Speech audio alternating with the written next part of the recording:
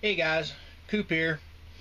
My wife picked her up a new little Kodak Mini video camera the other day, and you know, the Minis, I don't know if you guys know anything about them, but the Minis don't have a video jack, you know, a tripod mount hole on the bottom of it.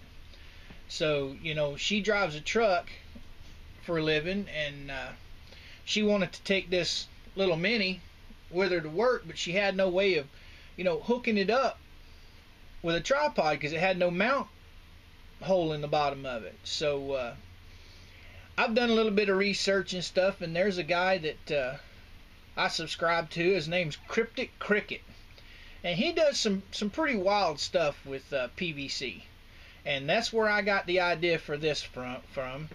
He gave me the idea because he has the little Mini camera, and what he did is he took a piece of PVC. Let me pull that Ranger band off of there.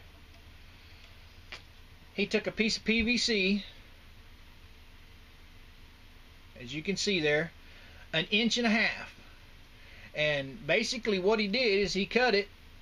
Oh, you can cut it as thick as you want, pretty much, as long as your camera or your cell phone. That's another good thing for one of these little mounts here, is cell phone. People using their iPhones for videotaping, and you know, iPhones and stuff, cell phones don't have video tripod holes in the bottom of them, so this right here would be perfect. And all total, I probably have maybe $3 tied up in this tripod, and in this configuration you can go side to side, back and forth, you know, just any direction you think possible. You can go with this little tripod. And she's going to be using this in a truck, so I didn't make it very big, you know, because it's probably just going to sit on the dashboard. But if you wanted to use this, you know, outside, videotaping you making a knife, or you know, videotaping you canning, or anything you can think of, you know, and you need it taller than this, all you do is pull this piece here off and add whatever length of pipe to the center piece here that you need to raise it up as high as you need it. And if you're worried about it falling over, just put some legs. Just put some legs out to the side of it. Make sure if you put legs on it, you put caps on the end of the legs, you know, because that'll keep it steady and stable. But man, this little gadget here I made for her took me probably about, oh, I don't know, 30 minutes. And this piece is what takes the longest, and I'm going to explain how you make that right now. I just took a piece of 1.5 inch thick Schedule 40 PVC. It's probably, where's my little ruler? It's oh, I'd probably cut it a good 1.5 inches, because you're gonna, you know, sand it down, and you're gonna take a lot of that, you know, width and stuff off of it. You just basically get it to your desired shape. But how I got it formed like this is pretty interesting. You know, CrypticCRICKET, he showed me, you know, how he did it, and what he uses a heat gun, or you can use your oven.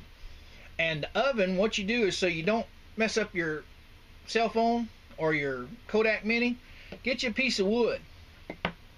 Just measure the diameters of your phone or whatever kind of camera you're going to be using. Measure the diameters and cut you a piece of wood that fit those diameters. And the reason for this is, this PVC here, it's going to be round, and it's going to be T-shaped, as you can see, but it's still going to be round.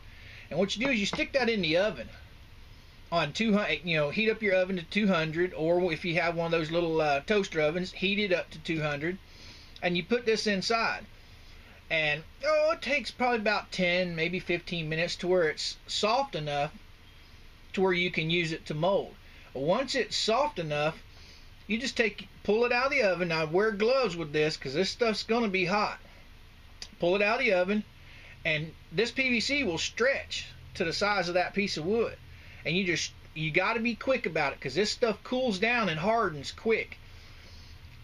You stretch it to fit the piece of wood. You lay it down and take another board and press on top of it and hold it down flat. Once you get that board in there, hold it down flat.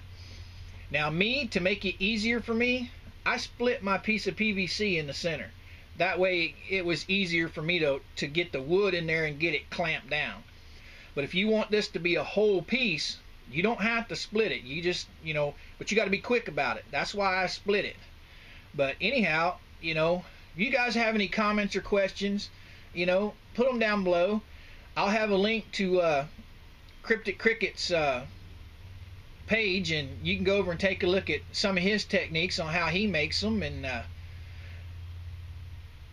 I'd just like to say thank you to all my supporters and people that follow my videos. I really appreciate it. And with that being said, old Coop's gonna say, Coop out.